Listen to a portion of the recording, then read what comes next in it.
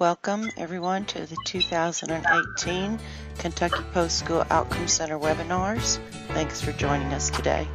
Welcome back. Your dreams were your ticket out. Welcome back to that same old place that you laughed about. Well, the names have all changed since you hung around, but those dreams have remained and they've turned around. Who'd have thought they'd lead you? Who'd have thought they'd lead you? Back here where we need you. Back here where we need you. Yeah, we tease him a lot, 'cause we got him on the spot. Welcome back. Welcome back. Welcome back. Welcome back. Welcome back. Welcome back. Welcome back. We always could spot a friend. Welcome back.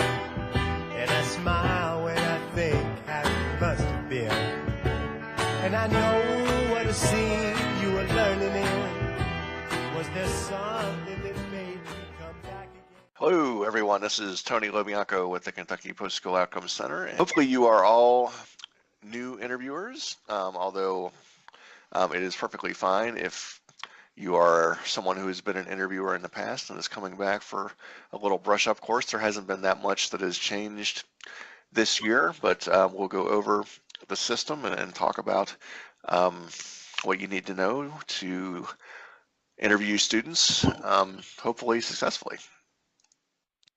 So what we're going to cover today is the reason why we collect post-school outcome data, then the process by which we go about collecting it, your roles and responsibilities that you have as interviewers, methods for contacting former students, some skills for effective interviewing, how you might direct former students or their parents to resources that might help them out, and then that'll be the end of the PowerPoint presentation, and I will switch over and show you our online system, and we'll go through a mock interview there to show you what that's like and how to get into it and how to get set up with an account and everything. So what you will need to do, I'll probably cover this at some point again, but you will need to create an account at our website.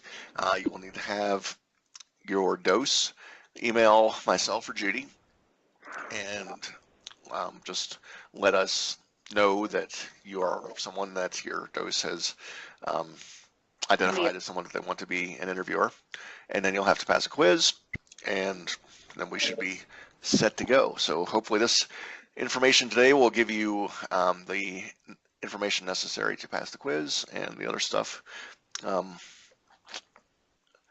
should either take care of itself or you'll learn it along the way. So why do we collect post-school outcome data? Well, for one thing, it is a federal requirement. As it says here, all states are required to report the in federalese, percent of youth who are no longer in secondary school had IEPs in effect at the time that they left school and were either enrolled in higher education or competitively employed, or enrolled in higher education, some other kind of education, competitively employed, or basically not competitively employed, all of those within 1 year of leaving high school. So the federal government makes us report on that as a state every year, and we are the contractors for the Kentucky Department of Education to collect the data that goes into that report. It's not just a federal requirement, it is a state requirement. The KDE, I think, has done an excellent job at making post-school success something that they really value. If it was just a federal requirement, we wouldn't have to collect some of the things that we do in this instrument, but KDE, in consultation with us, has realized that there are other things that they want to know and that school districts should know so that they can improve their services, your services, to help young people successfully transition to adult life. So we also ask questions about residence, where are young people living after they get out of high school. What about support services? Are they getting the services that they need? And are they engaged in their communities? Are they doing things like getting driver's licenses? Are they registered to vote? Those kinds of things that I think are all things that high school should be helping young people, all young people, um, learn how to do for adult life. But of course, our population probably needs a little extra assistance in some of those areas. And really, to me, the big reason to do this, beyond the federal and state requirements, is that we hope that it helps districts and educators make informed decisions. The doses are going to have access to district reports. Those are done in different ways, but I think we have a really good reporting system now that they're able to use. Ourselves at KyPSO and the transition consultants and the co-ops throughout the state are able to work with you to identify ways to improve outcomes. You know, as an interviewer yourself, you're not just collecting data in the abstract. You will actually have the possibility to interact with former students and their parents, and you might direct them to resources that can help them in their transition period. And last but not least, I think it might be kind of fun. You can hear these firsthand stories about your former students. I think in my limited capacity as an educator, I've always wondered how my students do after they move on, and hopefully you all are kind of in that business and want to get a little feedback about your former students. So hopefully that is another reason. Ultimately, you know, we try to find things we can improve in the schools that are going to help people, help educators make good decisions about what we know works for transition and what doesn't, maybe. So you can read some of our reports and literature and talk to us about what those factors are and plan accordingly.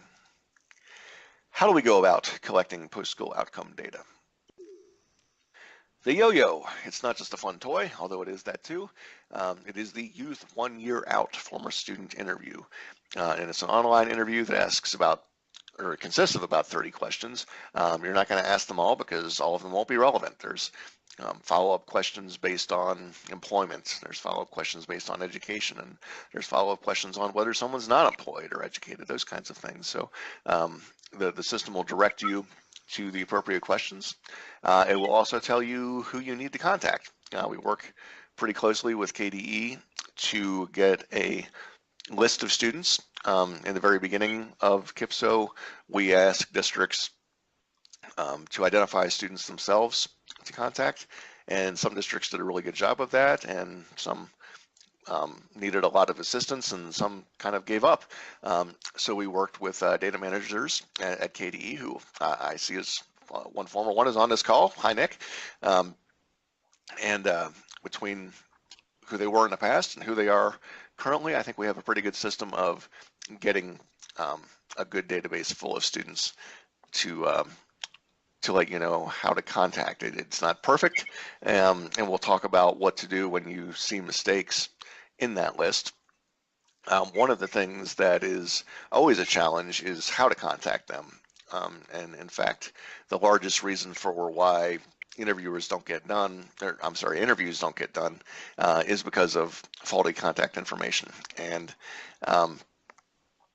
I think I have a slide on this coming up, but I'll go ahead and talk about it now. One of the reasons that we don't have good contact information is that we have to rely on what KDE gives us as far as contact information, and KDE has to rely on what you and the districts give them.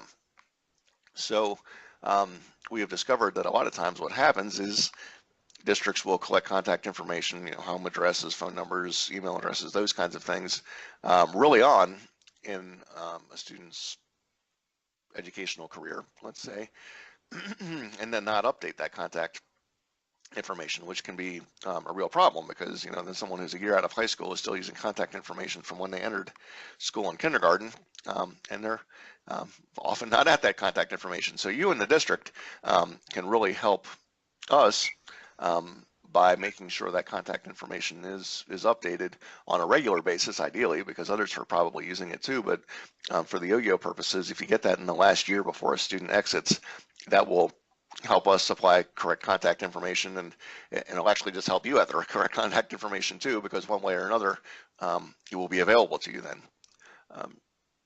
The yo-yo tells you what questions to ask former students, and it directs you to support. If they are in need of that support, it will show you how to pass it on to them. So who should be interviewed? The definition of someone who is in the yo-yo population is any student that exited in the 2016-17 school year, had an IEP in place at the time of exit, and exited by either graduating with a regular diploma, graduating with an alternate diploma, aging out of the system, or dropping out. A lot of people refer to the yo-yo inaccurately as the graduation survey, and that is not entirely accurate. I mean, it is a survey of young people with IEPs that have graduated, but it is also an interview for people that have aged out of the system or dropped out of the system. Sometimes I get calls from people that say, well, this person was only a freshman, and I say, well, did they drop out of school? And they said, well, yeah. And I say, well, then they are eligible for the yo-yo. It's not just seniors. Now, I know things have happened with the mandatory minimum dropout age, but we still do see people who drop out. And I should clarify too that a lot of districts contact me and say that a particular student withdrew from school, and for our purposes that basically counts as a dropout unless they've enrolled somewhere else or unless they've gone back to your district and re-enrolled. If they withdrew and we can't verify that they've ever enrolled anywhere else, then for these purposes they're considered a dropout. Now whether they're considered a dropout in terms of indicator 2, I can't speak to that, but if they're out of school and they didn't come back, then they are in the yo-yo. Now some students that shouldn't be in the yo-yo that are those that did not actually have an IEP in place when they exited. Sometimes a student will show up on a list and say, well, they only had an IEP up until their 9th or 10th grade year, and then the last 2 years they didn't, but it never got taken off their record. Those are students that really legitimately should be removed. And sometimes the data indicate that they're in your district when they really should be in somebody else's district, but sometimes that's inaccurate too. So I'll talk about how you can get me information regarding students that you're questioning whether should be in the database or not, and then we'll talk about how we can fix those.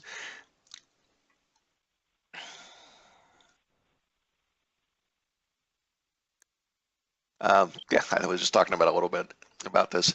A few instances where this doesn't always work. A lot of times what we'll see is a student, exits in, say, 2017, but then they re-enroll, and then they ought to be removed. We see this a lot of times when a student graduates with an alternate diploma, but then comes back, re-enrolls for the services that they are required to be able to have. So if that's the case and they do re-enroll, let me know that.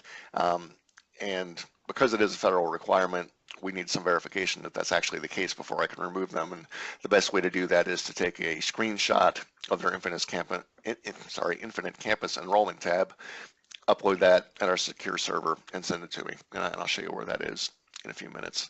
I said, if a student moves to another district and never enrolls there, then they are considered a dropout from your district. Sometimes, I said students should be on your list and they shouldn't be, and sometimes the contact information is not up to date. Yeah, so what to do? If you want to add students, that's a really easy process. Basically, I will just add them. But the way to let me know what information to add is to download the file. It's called Copy of Fields to Add Students. It's an Excel spreadsheet. It's on our website under Resources. If you download that to your computer, you can add as many students as you want. It has all the fields that are necessary, gender, ethnicity, disability type, school, those kinds of things. Upload that at our secure server. Please don't email it to me because that can get it can get picked off, as emails do sometimes, seen by third parties, and we want to respect the student's privacy. So please do upload it at our secure server. Make sure you fill out all the information. If you need to delete a student, like I said, that's usually something that requires a little bit more verification. usually the best way to do that is it is an Infinite Campus screenshot, and in most cases, if you show me that they're currently enrolled, that's the number one reason why we would take them out of the yo-yo for that year. But it could be something else too. If you have a bunch of students, what I usually recommend is paste them into a Word document, put a little note above each saying, you know, Billy ought to be removed because he's currently enrolled. We think so-and-so ought to be removed because they said that they enrolled in such and such a district. In that case, I'll probably either check with that district or check with KDE to make sure that they actually did enroll there. And then 9 times out of 10 it comes back that they did, just as you said that they did, and then we can delete them. But there are cases where, you know, it's a difficult decision, and KyPSO will make final decisions regarding who can be added or removed, and we often consult with KDE to make those decisions. What are your roles and responsibilities as being interviewers? So it's a pretty big responsibility being a yo-yo interviewer. You're collecting data that tells us really important things. It tells us about the post-school outcomes of former students with disabilities across Kentucky. That's, you know, one of the biggest reasons for education, and you guys are collecting the data for that. The information that you collect, it gets used for a lot of purposes. It's obviously reported to the federal government. It's reported to the state. It's reported to districts. It's reported to regions. We do quite a bit with this data. We link it to other sources as well, and we make recommendations based on what we find from the data that you collect. Hopefully it's going to be used to help future students because, you know, once you know what works once, then it's a more informed guess as to what will work the next time. And it may even help a current student or former student that you're talking to during the interview. And something else that I think is important to remember is that you may very well be the last person from your school or from your district to ever speak to this former student, at least in an official capacity from the school. So, you know, it is good to let them know that you care about them and what they're doing, what's happening in their lives, and that, you know, you're still taking your job and their life seriously. Confidentiality is a big issue with the yo-yo. They're protected by ensuring that all their personal information about them is confidential. You know, we host all of our information on secure servers, and, you know, nothing is completely secure, but we do the best that we can. But a lot of times it comes down to the interviewer respecting that information as well. We would encourage you, don't leave your materials laying around in a public place. You know, some of you may have paper printouts of lists of who you're going to call or phone numbers and things like that. And even seeing the person's name can be enough to identify them because, I mean, if someone knows what you're doing, then they know that they receive special education services. And of course, not everybody wants that to be made public, particularly if you have your disability category up there that can out a student that doesn't want to be outed, let's say. And if you're leaving up, you know, on an open computer screen when you go to lunch, that Bill so-and-so is upset because he can't find a job, that may not be something that Bill so-and-so wants everyone to know. So be aware of those kinds of things. I know I always have to remind myself when I'm going out of my office, you know, let's close those screens, not leave anything open that anyone could see. Don't allow unauthorized persons to look at what you're doing. Don't talk about the people that you interviewed or what they say. You know, I know a lot of you are in small communities, and it can be tempting when you run into someone at the supermarket, at the church, or wherever, and they say, you know, hey, have you heard about your former student, Jane? And you say, oh yeah, I just talked to her last week. She's working this job at a sheltered workshop for sub-minimum wage, and you know, she says things are going really well, but blah, blah, blah. Well, you know, that's not something that you want to share, at least not if you got it from this, from the yo-yo itself, because you are telling them when you call them that you are going to respect their confidentiality, and A, you don't want to be lying about that, and B, you don't want to expose information that should be kept confidential. And you also want to give them the freedom to be as free with their information as they can, because they know that you'll respect it and keep it confidential. How about contacting former students? So every interview is going to end in one of four ways, or every person that we put up as part of your population is going to end in one of four ways.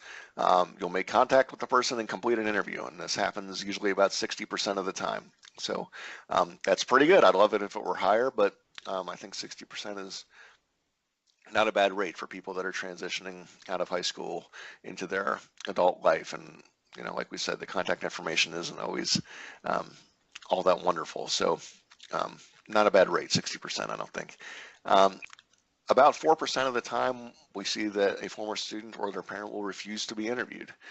That is their right. They can say no. There is nothing saying that they legally have to agree to be interviewed. It's not voluntary on your part, but it is voluntary on their part.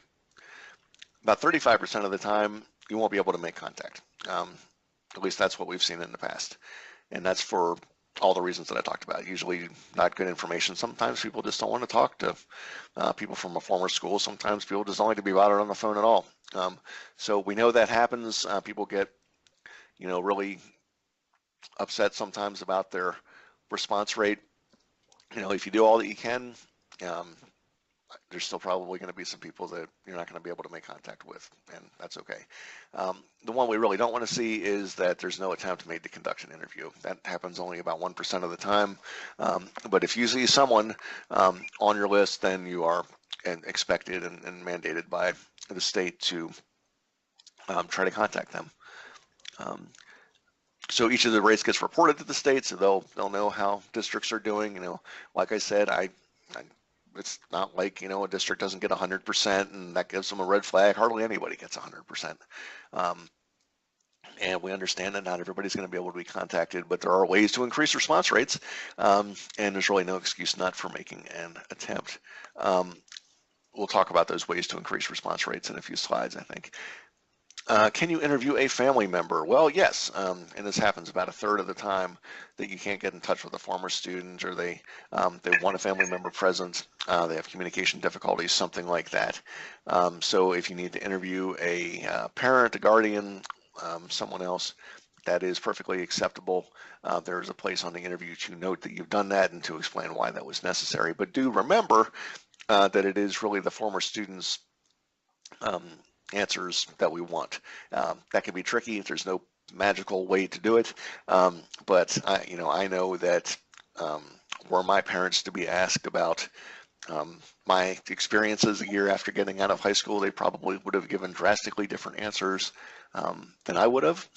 But perhaps if an interviewer pressed them on the subject and said, well, yeah, but what does Tony really think about how his job's going, or how his college experience is going, they would probably have to admit that I thought it was going pretty well. They may have had other ideas, but don't be the judge of whose idea is the best. Go with the former students whenever possible.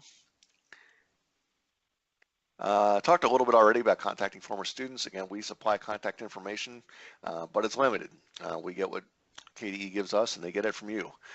So the better methods you have of getting, the better contact information you have, the better you're going to do. If you have other methods of contacting former students other than what is listed in the yo-yo, by all means, use them. You don't even have to tell me about them. If there's something you think other districts would use, then do tell me about them. Tell the other districts, tell whoever. They don't have to respond, but you have to give it a good try. Again, people living in small communities may, run into former students sometimes, and there's no reason you can't set up an interview with them in person. I mean, you'll need internet access, but that can work. You can do it at a coffee shop. You can do an interview wherever, really. And we encourage you to start early. The window is April 1st through June 30th. But the earlier you at least let former students know that you're going to be contacting them, and then you start doing the interviews, that works to everybody's advantage. So, how is a good way to inform former students that you're going to be contacting them? We recommend that you send out a letter about 2 weeks before you start your interviews. We have a sample letter that you can use, again, on our resources page on KyPSO.org, and send them a letter. If you have their email address, you can send them an email with it. You can try to set up a time, or you can cold call them after that. Again, April 1st is when it will officially start. The instrument is up now, but that's just for testing purposes, and you're free to test it as much as you want to learn the practice of interviewing. But give them a heads up. It's almost 2 weeks now until April 1st, so it's a good time to start doing that. When it comes time to do the interview, be prepared to. Obviously, what are you going to need? You're going to need a computer with internet access, a telephone with speakerphone capability or a headset, something I recommend because you're going to be typing in their answers as you hear them. Allow about 15 minutes per interview. Sometimes they take longer, sometimes they don't take as long, but 15 minutes I think is a good average guess. Try to be in a quiet area, as free of distraction as you possibly can. If you're in your office, close the door, maybe put a note on it, because it's not good to be interrupted when you're trying to interview anyone for any reason, but particularly with confidential information like this. It's good to give your coworkers or anybody outside a heads up. You may be doing these calls at home too, so it may be good to let your family or people that you live with know that. And finally, know who you're calling. I hate telemarketers, but I have to admit they do a better job if they know something about me when they're calling. Know if they have communication needs. Some of your students might, and you remember anything personal about them that you can kind of lead in with. We have this whole interview scripted out, but there's no reason why you can't talk to them at a personal level too. That can increase the likelihood of getting an interview, and again, I think it's just good practice. I hope you care about what your former students are doing, and this is a good opportunity to make that contact again. If you just can't get in touch with someone, we say that you should try 3 times. That's just kind of best practice before you give up more or less and click could not contact, which is one of the options, and then submit that. If there's just no way to get a hold of someone, you can click could not contact without trying 3 times. Obviously if their phone is not working, disconnected, whatever you call it, you don't have to call a dead number 3 times. But like I say, about 35% of the time you're probably going to end up clicking could not contact and submitting the interview like that. What we really don't want you to do is to complete the interview according to how you think they would answer. We know some states this is actually what they do all the time, and it is, I think, a pretty bad practice because our assumptions are not really always accurate, can be biased, and it's just not what we want as far as data collection. Even if you know completely what a former student is doing, hear it from them or hear it from their family members. Don't make it up on your own. As I said before, you can interview the respondent in person if you want. You can meet them at the coffee shop if you have a laptop with you. You can be creative. I heard of an interviewer one time that conducted the entire interview by texting back and forth with the former student because that was the best way that student could communicate. I would think that would be a little tedious, but I applaud the interviewer for finding a creative means to communicate. So, hey, go for it. We don't want you to be invasive, though. I mean, it's not the end of the world if you can get a hold of someone or if they refuse to interview. We don't want you banging down their door trying to get an interview, but creativity is a good asset to have. If you get a voicemail, an answering machine, or whatever, here's a script that we put up there. I'm not going to read it, but this PowerPoint will be on our website, so feel free to steal that, use something like this, or be your charming self and go about it that way. What can you say to encourage participation? Make sure that they know that the survey is voluntary. That's really important, actually, to make sure that they know that. And it's not just voluntary in the sense of saying yes or no to the entire interview. Every question is voluntary. They can refuse any particular question, and that doesn't mean they have to refuse every question. So if they just don't want to say whether or not they're making minimum wage, but they're okay with answering other questions, that's okay. You can skip that question. Of course, we would prefer that you don't. I mean, the more complete data we get, the more we can do with it, and the more feedback you will get on it. But it is within their rights to refuse to answer any particular question. Make sure they realize that the survey is important to their school, their district, and their state. Letting them know that the data that they get and really the experiences that they have had in high school and even in the year after high school are important to you for the kind of reasons that they might help former student or future students, I guess is fine there. Make sure that they know that what they say is protected. It's going to be kept private and confidential. Make sure they know that their name is not going to appear on any report. I mean, like I said, we do a lot of reporting, but none of it is identifiable. Their name certainly will not be on it, and it is almost impossible. I would go so far as to say that it is impossible to identify a former student based on any of the reports that we put out that are publicly available. And let them know that they can have someone else help them answer any part or all of the interview if they want. Some skills as an interviewer. Be sensitive and listen. I know I'm saying kind of obvious things here, but being a decent human being is a good trait to be an interviewer as well. But do remember that you are going to be asking them some questions that can be fairly sensitive in nature. You might ask them if they're working, and they might desperately want to be working, but they haven't been able to find a job or something like that. It's understandable that they could be upset by that kind of question. If that does happen, and it is rare that it happens, you might need to, wait a little bit, talk with them until they calm down. All the skills that you have as an educator already. If it becomes really bad, you can just offer to stop the interview. Again, it's not like we want to hurt someone in order to obtain data from them. It's less important, I think, to get the data than it is to not drastically upset someone. And the same is true for parents too. Remember, they have a lot invested, and obviously they're hopefully they're wanting the best for their children, but yeah, I mean, if a former student isn't doing what their parent really wants and hopes and dreams that they've done, they can be very upset by some of these questions. So, again, use the same tactics.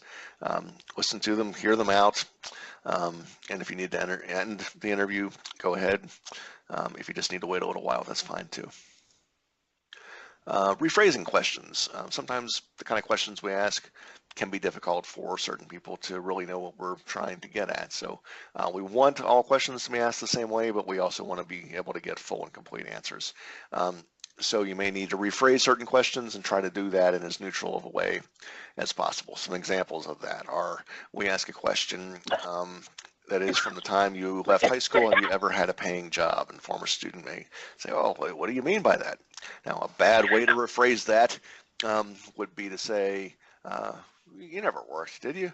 Or even to say, I think I saw you working down at the grocery store, didn't I? It's kind of, those are leading questions. They're not neutral rephrasing. But a good way to rephrase such a question would be, do you go to work? Do they pay you when you go to work? Did you ever go to work in the past year? Those kinds of questions are neutral, non-leading ways to rephrase interview questions that you might use. Redirecting. Sometimes, and we have heard this quite a bit, interviewers give us a lot of good feedback, and hopefully you guys will too. They'll give answers that just really aren't relevant to the question that's being asked. So be aware that this may happen. Try to redirect their response. You can offer to let them talk more about that later, but work on this question that you're asking first. If they're still not responding to the question that's asked, you can enter comments. There's a lot of open-ended areas on the interview where you can note those kind of things. And you can note that they're just not answering a particular question. Probes are an important interviewing skill. It can be difficult for a young person to fully understand what it is that you're trying to ask them. So probes are used to address that point. If they're not able to fully explain what it is that the former student is trying to convey, often because it's unclear and we don't all talk like 19-year-old kids. So we have restricted the yo-yo to only have a few response options. We used to, in the earlier days of KyPSO, we used to have tons and tons of different ways that young people could respond, and we used to really encourage interviewers to write things in comment boxes quite a bit. And what we found was that a lot of times what they were writing in the boxes were options anyway that had they thought through a little bit or probed a little bit, they would have realized, and that there were a lot of options that were so seldom used it wasn't necessary to have them taking up space there. And it was probably difficult for an interviewer on the fly to look through 15 different responses. So most items are only going to have 3 or 4 different things that you can choose. So you might need to probe a little bit to be able to know which button to click. So there's some general kind of probes that can be used for almost any question. An example would be, someone says, gives a response, you can follow up with, well, what do you mean by that? And sometimes, you're just kind of buying time to get them to speak a little bit more so that you can look through the list of response options and decide which one is the best one to choose. Or you can say, please tell me a little bit more about that. And as they do, it'll probably help clarify. Hopefully it'll help clarify. But there's specific probes too. We would, a lot of times people put agencies or list agencies. Sometimes they use acronyms, and we don't know what those acronyms mean all the time. A lot of times we don't know what the agencies are. They might be specific to your county or your region or something like that. So we'd ask you not to use abbreviations. Even if a former student uses an abbreviation, they say, well, I'm going to the ILC. Well, maybe you know that that's the Independent Living Center, or maybe you don't know, but please don't just write ILC in there because we have a difficult time coding that. You can say, what does that stand for? And they'll say, oh, it's the Independent Living Center. Then you write in Independent Living Center or something like that. And for people, please don't use their names, partially because it's a confidentiality issue, but mostly because it doesn't really tell us anything. I mean, I don't know who Mr. Jones is, but if they say Mr. Jones was the most helpful person in high school, then let me know who he is. Let me know, well, it was the basketball coach, or it was the guidance counselor, or it was my social studies teacher, or something like that. Maybe it was the bus driver. I don't know. But that tells us a lot more about what's helpful and not helpful in their high school experience. We have a question about what do you do on most days. A lot of people just say stay at home, but we'd appreciate it if you could probe a little more deeply into that and ask them more about what it is that they're doing when they're staying at home. Are they just sitting around watching TV? Is it that they're spending time with their family, maybe even in a working capacity with their family, helping out with siblings or something like that? Do they have a particular hobby that they're doing? Are they perhaps applying for jobs while they're staying at home? These are good things to know. Staying at home doesn't really tell us a whole lot.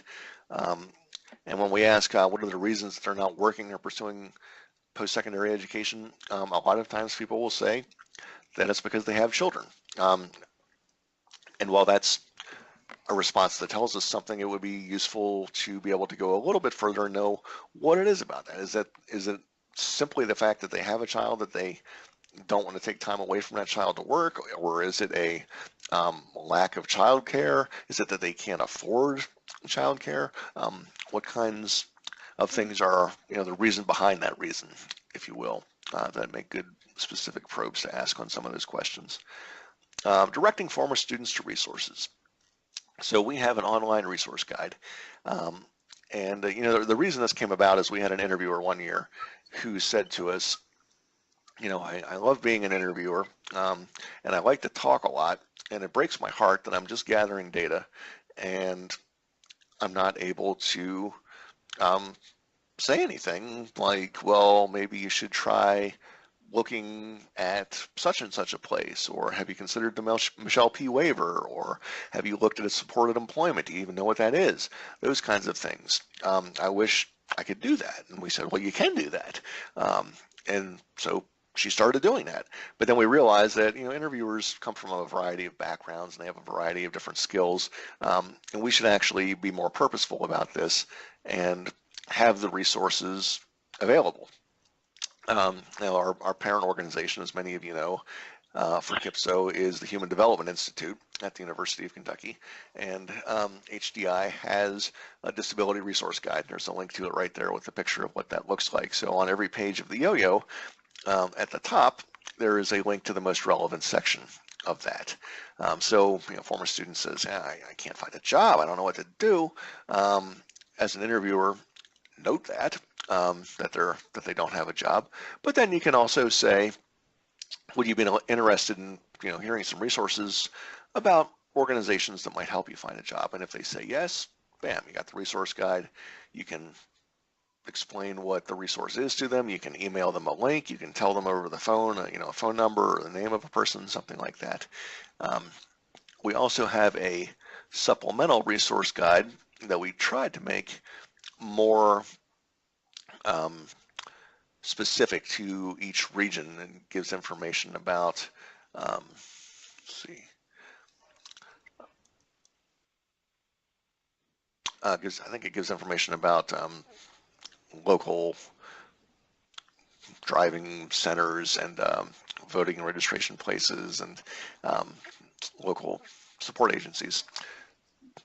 Note at the end of the interview what resources you have shared with the respondent, and we always recommend that if you don't know what to share, that the transition consultant is probably the best resource for general information. We've talked to the transition consultants already, so they know that people may be calling them excuse me,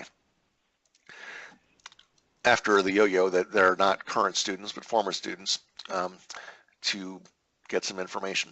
Like I say, some transition or some interviewers are going to know everything there is to know about services in the area, and some probably won't know much. So if you're someone that either doesn't know a whole lot about what resources are available, or someone just stumped you with a question, the transition consultant is the kind of the best place to go. And we have listed at the end of the yo-yo the transition consultant's name and contact information for every co-op in the state.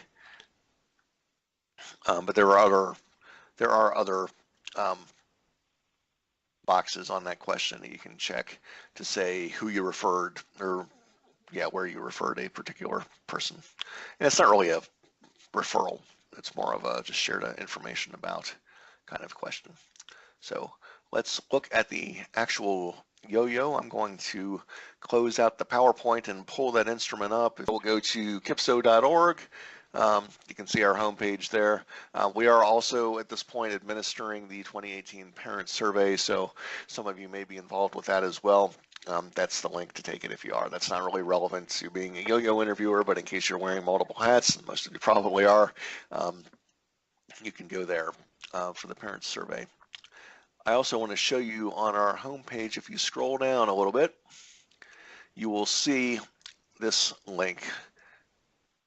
That is self-explanatory, I think, but that is where you would send me confidential information regarding students that you need to have removed or added. Again, if you need to have them removed, upload an Infinite Campus screenshot if that's relevant to having them enrolled or having them removed because they're enrolled. You can upload it there. I'll just get it. It won't be floating around cyberspace for anybody to hack. That's much better than emailing it to me. And if you need to add students, upload the spreadsheet there as well. And that spreadsheet you can find here under Resources. Right here, copy of fields to add students, the Excel spreadsheet. And right above that, is the example of the letter that you can send to let them know that you'll be contacting them. So 2 good resources right there, a lot of good resources underneath it as well. And there's lots of other good information on our website. Some of you may be interested in state results. You can click that, go to it at your leisure, and you'll see some fun things there, I think. But the main place that you're going to want to go as an interviewer is the data collection tab right there. So I am going to click data collection, and you will be prompted to log in. Now, since you're new interviewers, many of you probably do not have an account. Well, click there to register for your account. It'll ask you those questions. I'm not going to go through all of this because then I'll end up creating yet another account, and I don't want to do that. But one thing to be aware of that people sometimes mess up, and I know it's kind of obvious, but on the drop-down menu, make sure you select the right district. There's 170 some of them there, and if you choose the wrong one, it's going to mess everything up. You won't be able to see your list of students or be connected to the correct information, so be careful with that. All right, I'm going to log into my account. If you already do have an account and you've forgotten your password, you can reset it. If you forgot your username, emailing Judy is probably your best bet. And we can retrieve that for you. Actually, your dose as well has information that they can share with you because they can see who all of the interviewers are and what their assignments are. Okay, so I've logged in under my personal account, which is connected with a fake district. I can change my user profile if I want to. I can change my password if I want to. I can go over here to take the quiz. Remember, that's one of the 3 requirements to be a yo-yo interviewer. You have to be able to, you have to create an account, you have to pass the quiz, and your dose has to tell me that they want you to be an interviewer. So once you pass the quiz, you will hopefully gain more access. If you don't, that probably means that your dose hasn't told us that they have approved you as an interviewer yet. You will see data from last year. We just put this up here as a quick reference point.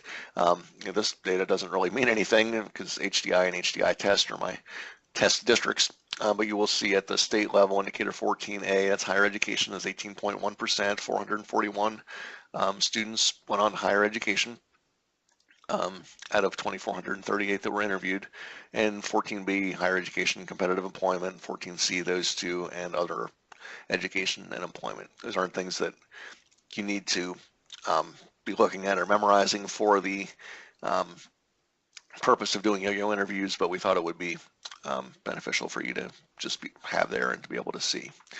All right, so out of my fake students, as maybe some of you have noticed, I took great pride in putting this list together. Many are from the Breakfast Club. Some of them are from Ferris Bueller's Day Off. Some of them are just from other of my favorite TV shows and movies. So what I will do is figure out who I'm going to interview, and I think today I will interview, how about Ferris Bueller?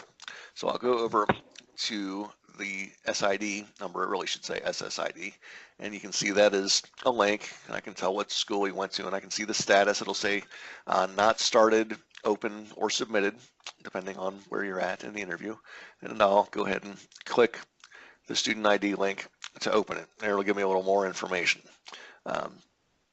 Maybe help me remember who he is. It'll have contact information. Again, only as good as the information that we have. I will probably open the resource manual. So I'll click that, and there it goes to that page that I showed you. And probably what I'll do then is just minimize that. So I have it and I can pull it up later if I want to refer to it. That is a pop-up, so you'll need to disable your pop-up blocker in order to get that. If I don't want to do that, I can go back to the student list, but I'll stick with Ferris here. So I'm going to click Start Interview. And again, I'm going to go through this as if I were actually talking to him. Well, I'm going to take great liberties with acting like I'm talking to him, but you of course would not just be filling this out on your own. You actually would be talking to the former student that you were interviewing. So let's say you call Ferris and it goes to to voicemail or something like that.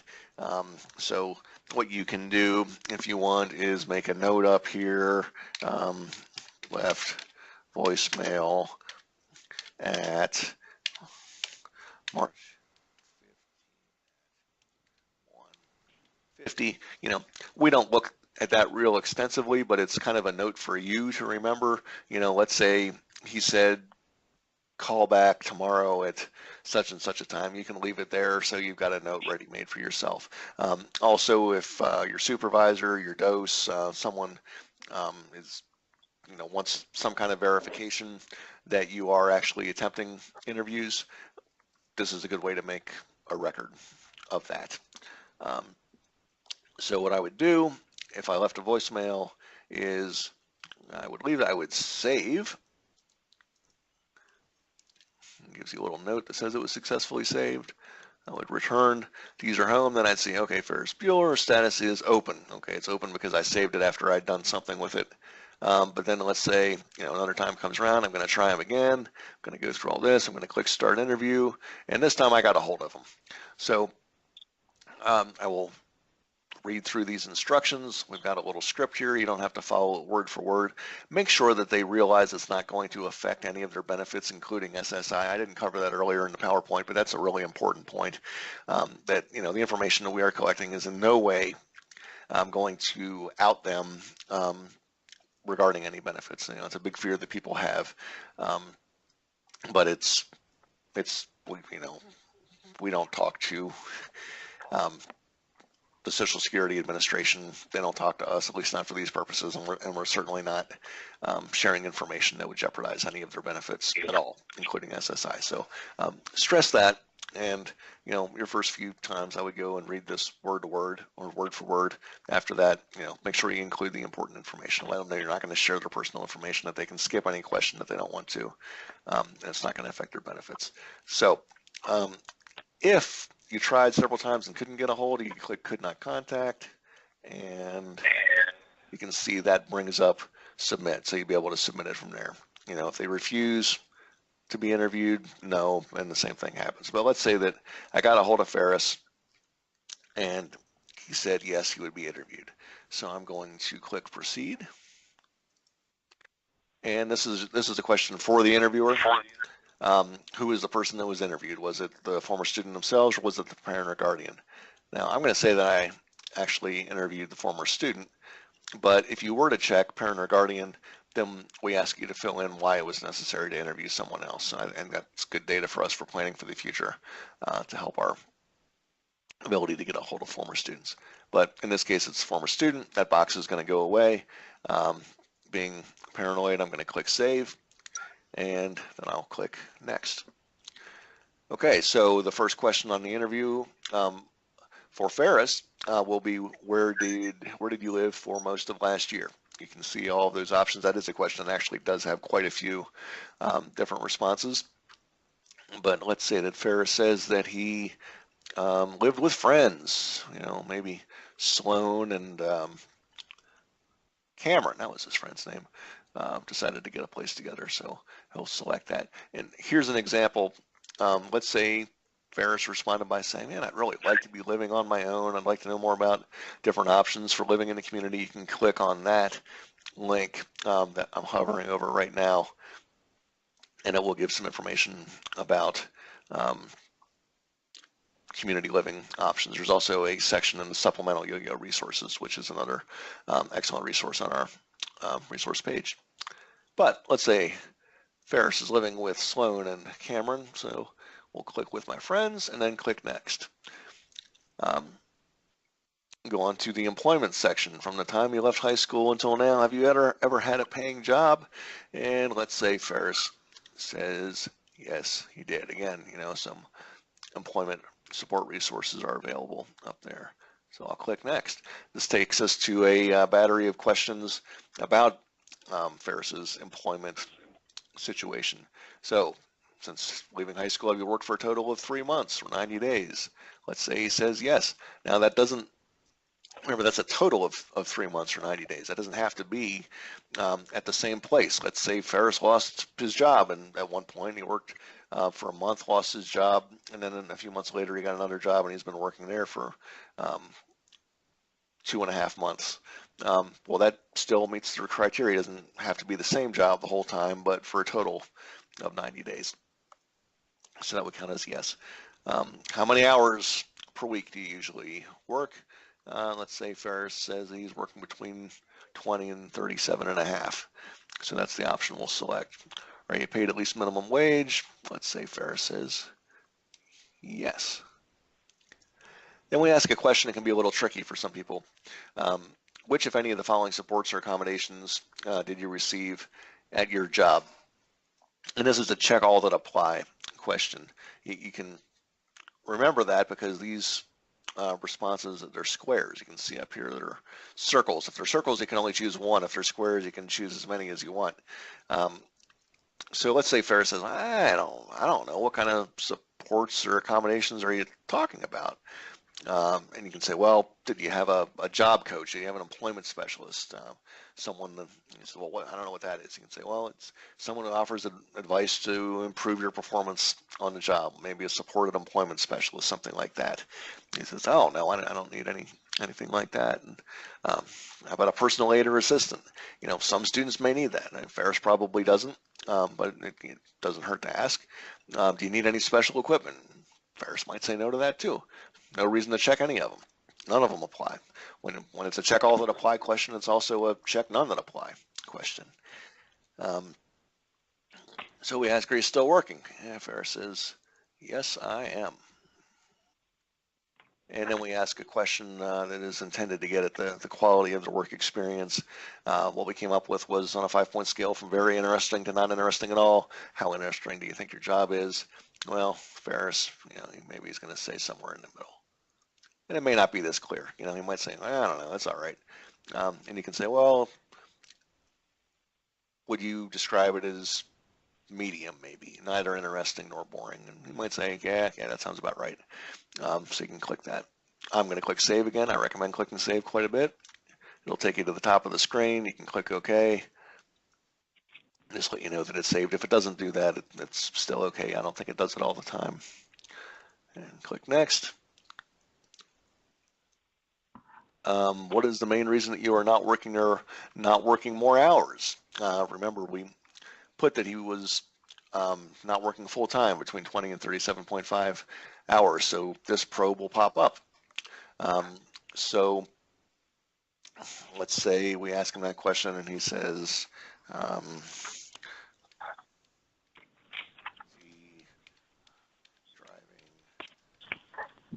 for oops, and click Next. I don't know what I clicked there, but it's a good example of what could happen, I guess, and I'm glad I saved it recently. I'll go back. I guess I have to go through all these again. Sorry, I'm not sure what I did wrong there, but it's good proof that this will actually work. You can see all these are already answered.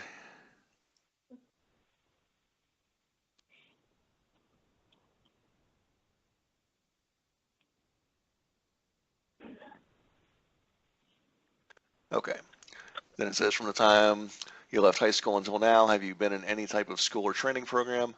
You don't have to use the kind of stilted language. You can say, have you gone on to any type of school if you want. Maybe Ferris says no. Click Next. What's the main reason he didn't go on to post-secondary education? Well, maybe he just says, I don't like school. And as an interviewer, you can probe more if you like. If you think he's going to say more, why don't you like school, Ferris? And he might say, it's not challenging enough for a smart guy like me. So you could even write in something like that if you wanted to. But I will click Next for now. Now we get into the community participation items. Do you have a driver's license? Say that he says yes. Are you registered to vote? We'll say that he says yes. Okay, this is a completely open-ended question. Please name the most important thing during high school that helped you in your life right now. And they may say a whole lot of different things. I'm trying to think of what might have helped Ferris. Well, let's say it was the guidance counselor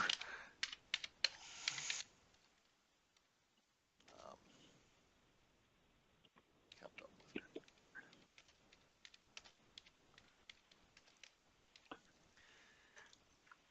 You can put multiple things there. You can put as much as you need to. It's a long box. So I'm going to scroll down a little more. Since leaving high school, have you had any contact with a counselor from the Office of Vocational Rehabilitation? I'm going to say that he will say no, which makes that box go away. If you would have said yes, there would have been a box there that said describe the kind of help you're getting. And this is one of those questions where if um, the more specific you can be, the better. You know, just knowing that they had contact with Voc Rehab doesn't tell us a whole lot unless we know, was it a driver's ed program? Are they helping pay for tuition? Are they setting them up with some kind of supported employment service? And it may be through asking questions like this, they may not even know that it's OVR that's providing the kind of services that they get. They may be getting supported employment, but not realize that it is Voc Rehab that set that up and that is funding that. So knowing that can be helpful. But really, I'm going to say in Ferris's case, no. Or I'm going to say that Ferris said no. I'm going to click next. Say that was the last question of the interview. Is there anything else you would like to add about how things have been going for you since you left school? And, maybe Ferris's will just say, buy more sausage, since he is the sausage king of Chicago after all. And then it will give you a chance to list interviewer comments. And we put this box in the instrument in case you have something that you think you ought to relate to us about how the interview went. And, this may be the case where you put something like, Ferris was sarcastic and perhaps not entirely truthful. And then you're relaying that to us, just good information for us to know. We're not going to change the data based on that, but it may alert us to any problems that are happening down the road.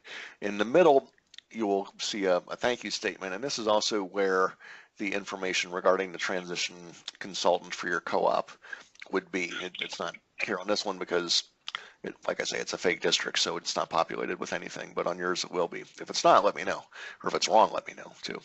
I'm going to click next again, and then this is a question for the interviewer. Again, what information was shared with the respondent? This is what I was talking about. You can check as many that you shared.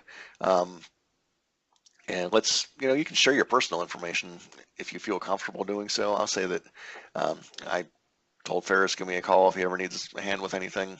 And that's really all that I shared with him. But again, you can check as many or none if none of them apply. And then I will submit. And you got the previous button. You can go back if you need to, but we are done the interview. I'm going to click submit. I can look at Ferris Bueller from Northbrook High School. Yes, I did extensive research to figure out where he went to high school. And the status has changed to submitted. So that is basically the interview in a nutshell. Like I said, I would go through, look at your list of students, make sure that that list seems like the appropriate list, that there's nobody on there that shouldn't be on there, that there's no one who's left off that should be on. Let me know of any changes that need to be made. I wouldn't just start firing off email after email. I would check with your DOS, maybe ask around, find out more about a particular student, because I'm not going to have any more information than they will. And test it out a few times. Go through your interviewers, maybe interview a friend, just so you know the system. The interview that I just took you through was obviously targeted for someone that was employed and not going on to post-secondary education. So different questions would have been asked if he weren't employed or if he was going on to post-secondary education. And there's also different questions that come up if someone dropped out, some probes about why they dropped out and what would have helped them stay in school. So do that, and as doses, you can monitor what your interviewers are doing and make sure that those statuses are changing from not started to submitted. And let me know if you have questions. I guess that's really all I have. Thank you.